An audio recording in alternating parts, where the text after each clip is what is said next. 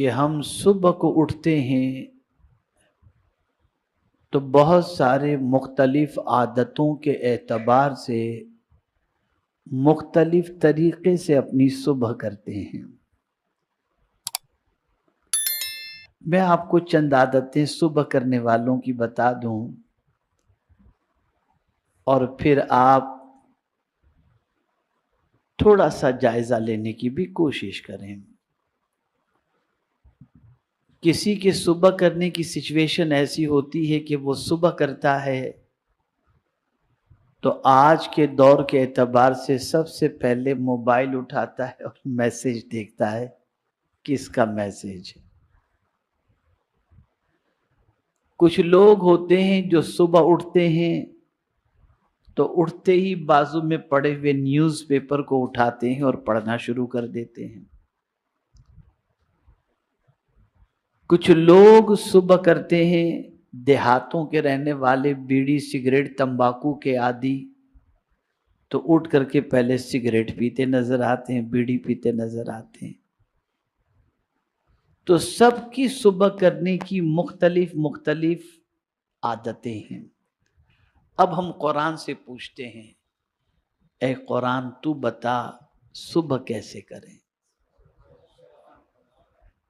تو میرے پیارے آقا صلی اللہ تعالی علیہ وسلم کے پیارے دیوانوں،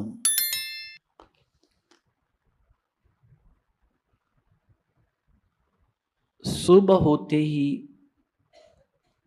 اہل اللہ کہتے ہیں، اللہ والے کہتے ہیں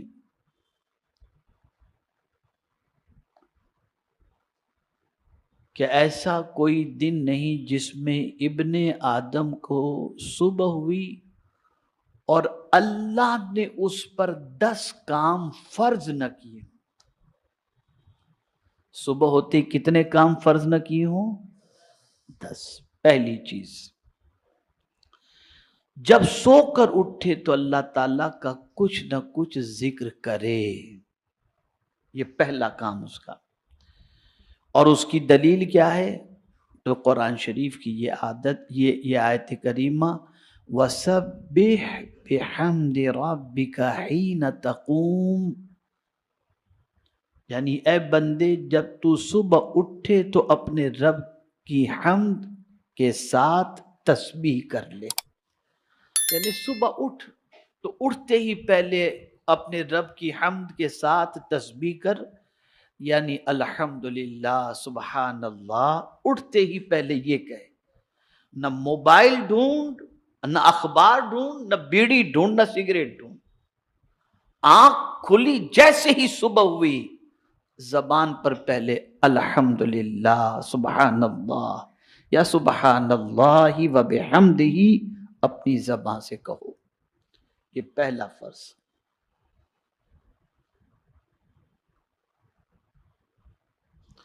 دوسرا، اب یہ بھی تفصیل طلب ہے، اس میں بھی اللہ عز و جل کے مختلف ارشادات ہیں۔ یا ایھا الذین آمنوا اذکروا اللہ ذکرا کثیرا وسبحوہ بکرۃ واصیلا۔ اللہ عز و جل ارشاد فرماتا ہے، اے ایمان والو اللہ کو خوب کثرت سے یاد کرو اور اس کی پاکی بیان کرو، صبح کو اور شام کو۔ صبح بھی اس کی پاکی بیان کرو یعنی سبحان اللہ کہو، اور شام کو بھی اس کی پاکی بیان کرو یعنی سبحان اللہ کہو۔ اب یہ دوسری بات بھی غور سے سننے کی ہے۔ دوسرا یہ کہ رات کو سوتے میں بہت سارے تہبند پہن کر کے سوتے ہیں تو نیند کے اندر جسم کھلا رہ جاتا ہے، پتہ نہیں چلتا انسان کو سویا ہے۔ تو فرمایا گیا کہ صبح اٹھ کے پہلا کام جیسے ہی آنکھ کھلی اپنے کپڑوں کو درست کرو، یعنی جو سطر تمہارا کھل چکا تھا اس سطر کو پہلے ڈھانک دو۔ اور اس کی دلیل لائے، یا بنی آدم خذوا زینتکم عند کل مسجد، یعنی اے بندو اپنی زینت لیے رہو، یعنی کپڑے پہنے رہو، اور زینت کم سے کم وہ کپڑا ہے جو واجب الستر یعنی اعضاء کو چھپا سکے. اس لیے کہ تمہیں صبح اٹھ کے نماز پڑھنی ہے نا، تو جب صبح فجر کی نماز تمہیں ادا کرنی ہے تو بغیر ستر چھپائے ہوئے، یعنی پردہ پوشی کیے ہوئے ستر کو جو ہے جو کھل گیا تھا اسے چھپائے تو نماز نہیں ہوگی. تو پہلے اپنے کپڑے تم درست کر لو. یہ دوسرا کام. تیسرا فرض یہ ہے کہ نماز کے لیے نماز کے وقت میں بندہ کامل وضو کرے. اب دیکھیں ترتیب کتنی اچھی ہے. اٹھو تو سبحان اللہ الحمدللہ کہو، کپڑے درست کرو، اور پھر تیسرا کام کیا آ گیا؟ یا ایھا الذین آمنوا اذا قمتم الی الصلاۃ فاغسلوا وجوہکم. یعنی اب جب تم کپڑے بھی ٹھیک کر چکے، اللہ کی تسبیح بھی کر چکے، حمد بھی کر چکے، تو اب نماز کے لیے تم کو جانا ہے نا، تو پہلے وضو کر لو. یہ تیسرا کام. یعنی اب اٹھنے کے بعد ضرورت سے فارغ، آپ استنجا وغیرہ سے فارغ ہو گئے، اب نماز کی تیاری میں لگ جاؤ. یعنی یہ ابتدا اٹھتے کام، یہ فکر سب سے پہلے ہونی چاہیے.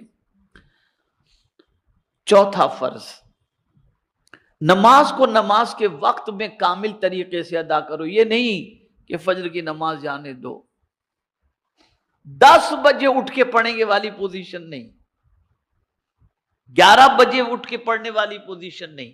ان الصلاۃ کانت علی المؤمنین کتابا موقوتا. وضو ہو چکا، اب نماز وقت پر ادا کرو. یہ چوتھا فرض. پانچواں فرض یہ ہے کہ رزق کے بارے میں کیے ہوئے وعدے الہی پر پرامن رہے، یعنی مطمئن اور بے فکر. اس کی دلیل یہ ارشاد ربانی ہے کہ فرماتا ہے وَمَا مِن دَابَّةٍ فِي الْأَرْضِ إِلَّا عَلَى اللَّهِ رِزْقُهَا. یعنی اب صبح اٹھ کے سوچے اب کیا ہوگا، کھانا ملے گا کہ نہیں، روزی ملے گی کہ نہیں، تو مطمئن ہو جائے. نماز بھی تو نے پڑھ لی بندے، وضو بھی تو نے کر لیا، اللہ کی تسبیح بھی تو نے کر لی، حمد بھی بجا لایا. اب جب تم ان چیزوں سے فارغ ہو چکے تو روزی کی زیادہ فکر مت کرنا، اس لیے کہ اللہ نے تیری روزی کا ذمہ لے لیا ہے. اور جب روزی کا ذمہ لے لیا تو میرے پیارے آقا صلی اللہ تعالی علیہ وسلم کے پیارے دیوانوں، اب اللہ کا نام لے کر کے تو نکل، بے فکر ہو کر نکل. اس نے وعدہ کیا ہے تو نکلے گا تجھے وہ روزی عطا فرما دے گا، اس لیے کہ اس نے تیرے رزق کا ذمہ لیا. میرے پیارے آقا صلی اللہ تعالی علیہ وسلم کے پیارے دیوانوں، اب یہاں ایک چھوٹی سی بات درمیان میں عرض کر دوں. صبح کی نماز ہو یا کسی بھی وقت کی نماز، خود بھی اٹھو، اپنے اہل و عیال کو بھی اٹھاؤ. خود بھی نماز پڑھو، اپنے اہل و عیال کو بھی نماز کا حکم دو. وَأْمُرْ أَهْلَكَ بِالصَّلَاةِ وَاصْطَبِرْ عَلَيْهَا لَا نَسْأَلُكَ رِزْقًا نَحْنُ نَرْزُقُكَ. اپنے اہل و عیال کو نماز کا حکم دو اور خود بھی نماز پر قائم رہو. اللہ فرماتا ہے میں تم سے روزی نہیں مانگتا، میں تم کو رزق عطا کروں گا، میں تم کو روزی عطا. تو رزق کے سلسلے میں صبح اٹھ کر مطمئن ہو جاؤ. اس پر ایک اور حدیث شریف میں دلیل کے طور پر لاؤں کہ آقا کریم صلی اللہ علیہ وسلم ارشاد فرماتے ہیں صبح کے وقت روزی کا فرشتہ روزی لے کر کے آتا ہے. جب بندہ نماز پڑھتا ہے تو اس کے حصے کی روزی اسے دے دیتا ہے، اور اگر بندہ پڑا رہتا ہے تو اس کی روزی لے کے چلا جاتا ہے. تو پتہ چلا اٹھے، نماز ادا کر لیے، تمہارے حصے کی روزی کے لیے تم مطمئن ہو جاؤ، اللہ تمہارے حصے کی روزی تمہیں عطا فرمائے گا.